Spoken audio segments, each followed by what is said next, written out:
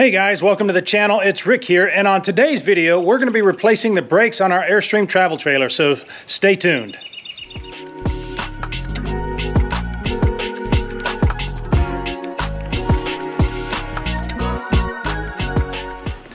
Hey guys, welcome back. So as I mentioned in the introduction, today we're going to be changing out the brakes on our Airstream.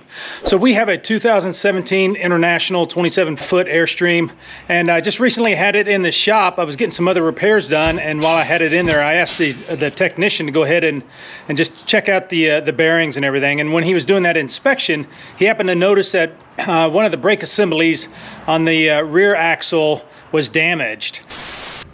Yeah, this thing hadn't worked for a while.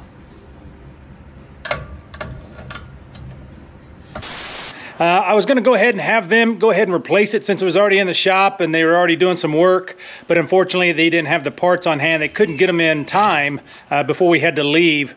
So I went ahead and brought the Airstream back here to the house and went ahead and ordered the parts off of eTrailer, and we're going to go ahead and get those installed today. So if you're interested in doing some type of DIY repair like this, I'll go ahead and put a list of the tools that you'll need in the description of the video below, and also just kind of show you step by step how easy it is to change out these brake assemblies. So we'll go ahead and get started. So I've already got all my tools laid out here, and like I said, you can check that out in the description below if you're interested in what type of tools you're going to need. But I also mentioned that I had went ahead and purchased some of these Dexter genuine, where they never adjust brake assemblies. They typically sell these as a pair.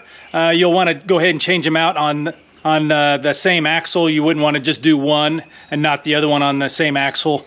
But I bought a pair of these. They do come left and right, so make sure whenever you're ordering those, and more importantly when you're installing them, that you put the right brake assembly on the right side of the axle. Okay, so the first thing we're going to do is, of course, we've got to go ahead and get the trailer jacked up. I've got my floor jack here with a block of wood just to help raise up the trailer, as well as a jack stand here. It's a 3-ton jack stand, more than strong enough to hold up this Airstream. But make sure that you know exactly where your jack points are on your trailer. There's only specific places that you want to try to lift your trailer up. Make sure you consult your owner's manual, and then never jack it up by the axle itself. And then once you get it jacked up, make sure you have a jack stand, because your floor jacks or other hydraulic jacks can fail on you, so you want to make sure you're staying safe. But before we jack it up, we'll go ahead and loosen up the lug nuts and go ahead and get started.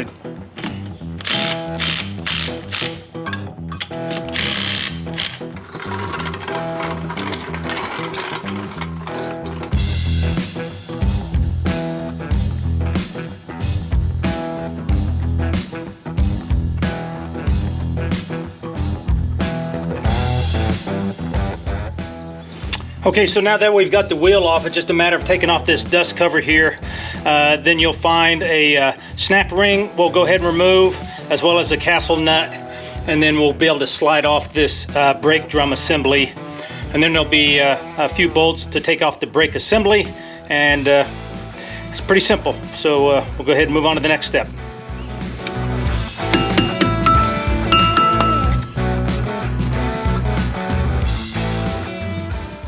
So as you can see right here is where the snap ring is at. You got this little tab on here from the Dexter axles. It just tells you this castle nut here, or whatever you want to call it, needs to be torqued at 145 to 155 foot-pounds once you take it off. You got a washer here, so it's basically, we'll take off this, and the washer, and then we'll be able to slide this drum assembly off and go ahead and get to the brake assembly.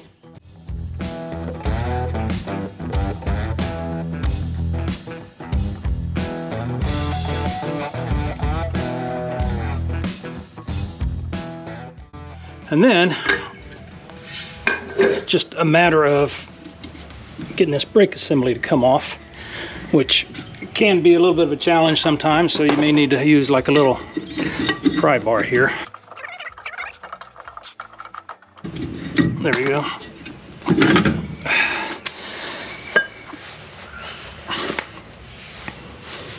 So it was actually on the other side, the other brake assembly. This magnet here was actually where it attaches on this arm here was actually broken. Very fortunate that this loose piece wasn't bouncing around inside of this here drum and causing a lot of damage. So we were very fortunate with that, but kind of moving forward, you can see there's 5 bolts here, or nuts. We're just gonna remove those. This whole assembly will come off, and then there's 2 wires on the back that will attach to these wires here. It doesn't matter which way you attach them, black to white, white to black, or whatever, just as long as you attach those 2 wires, because it activates this magnet, and that's what will then actuate your brakes. So we'll go ahead and get started with that.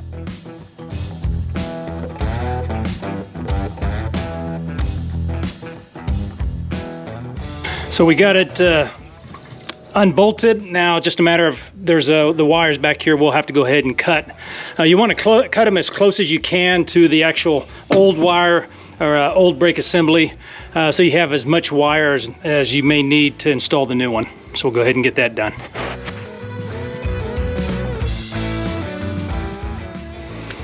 Okay, before we go ahead and start bolting on the new brake assembly, what we want to do is we want to take these wires here, the electric wires, we'll go ahead and strip that back. So whenever we get ready to attach this, we can take these wires here and attach them to these 2 wires back here, just using some of these little simple butt connectors.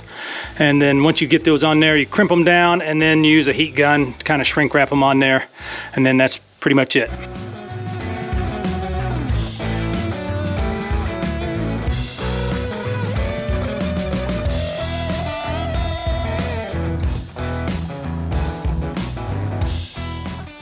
Just a little bit of blue Loctite. Make sure that these new nuts that we're putting on here stay nice and tight.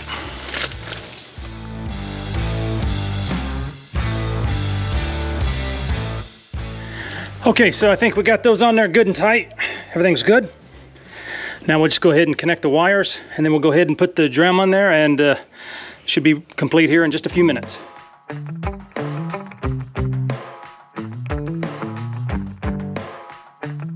Okay guys, so we got everything mounted on the brake assembly, all good and tight. All the wires are all connected, so now it's just a matter of reassembling, putting the brake drum on, and then just basically put the castle nut, the snap ring, torquing everything down to the appropriate torque specs, and then mounting the tire, and then we'll be complete.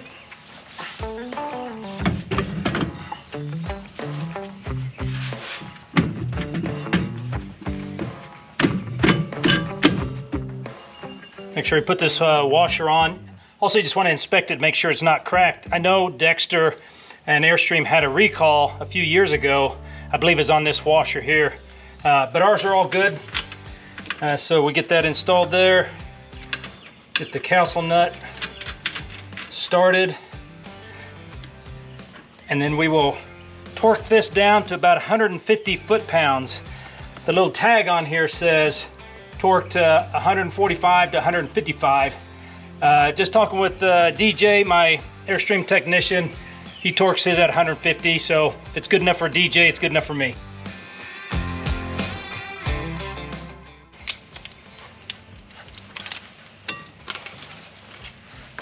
It's pretty bad when you're getting to the age where you gotta wear readers for everything. Number 1, number 2. About the same. Numbers are just getting smaller and smaller every year.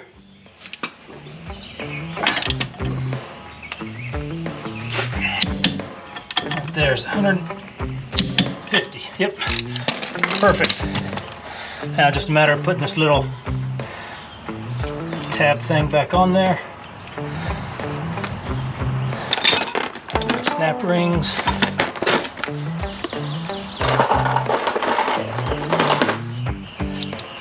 Snap ring pliers. That'd be easier if I sit down in front and do this.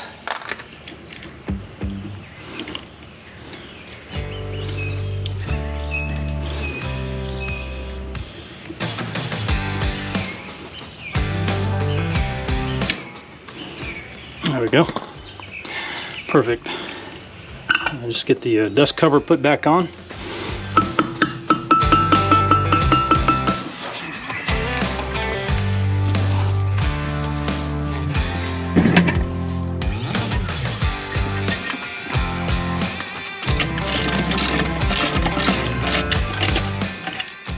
Okay, so just tight enough so when I let the trailer down, the wheels doesn't shift much, and then we'll go ahead and torque it down next with the torque wrench, and then we'll be complete.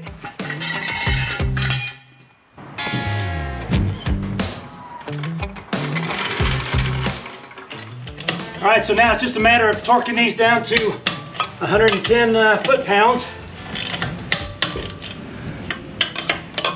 Make sure when you're doing this that you do a star pattern so you don't inadvertently torque them in the wrong order.